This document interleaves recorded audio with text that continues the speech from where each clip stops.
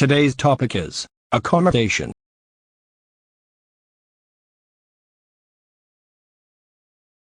Part 1. Style questions. What kind of accommodation do you live in? For the past 21 years, I have lived in a house with my family. And I think if I can move out and start making a living on my own, I would try my best to have an independent place where I can plan and design a house, layout to suit myself, since sharing a room or a flat with strangers sounds so troublesome to me.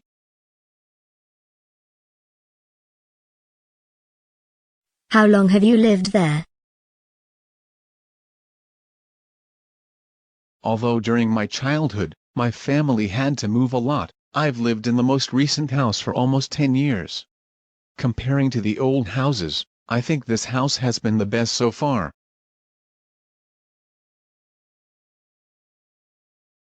Who do you live with?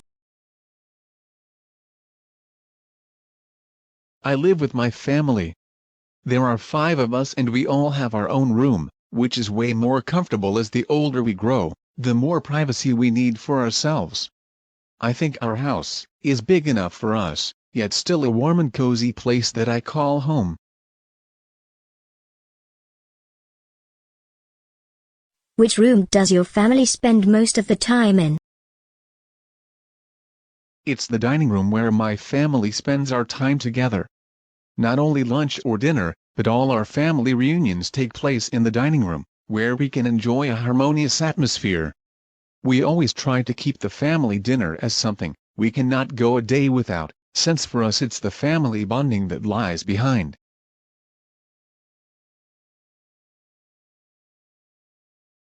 Part 2. Style task. Describe a house or apartment you want to live in.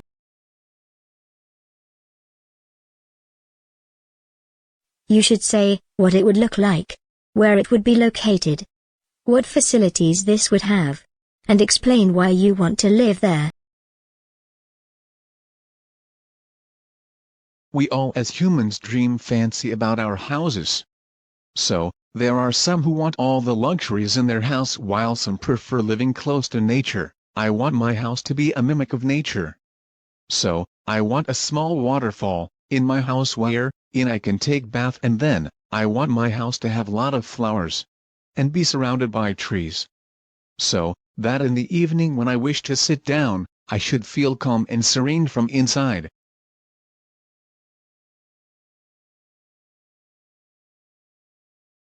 Then I want my house to have a library as well. Library of the books that I have already read, so it will be more like a collection of books that I love and could offer others to read. And in the library, there will be my study table, and in one corner will be the place where I could look out of window and see the entire nature at its best and have something to drink or relax.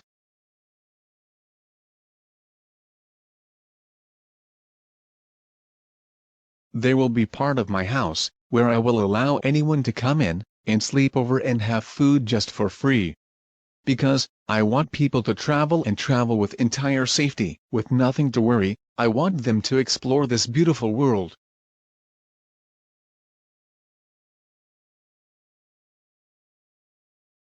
Also, in my house I wish to have a beautiful field wherein I could go for jogging or play some games. I don't wish for the most expensive house in the world, but I wish for the house that is the most special for me.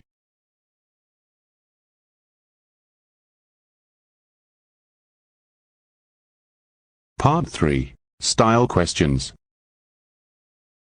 How do people usually find a place to live in your country? Actually, in my country, people always look for the advertisement and to gain some information about the house. And maybe they can use a computer, collect the information from the internet, or buy some new newspapers. They always have some information about it. Of course there are agents about the rent, so I think it's quite easy for a person who want to have looking for a house.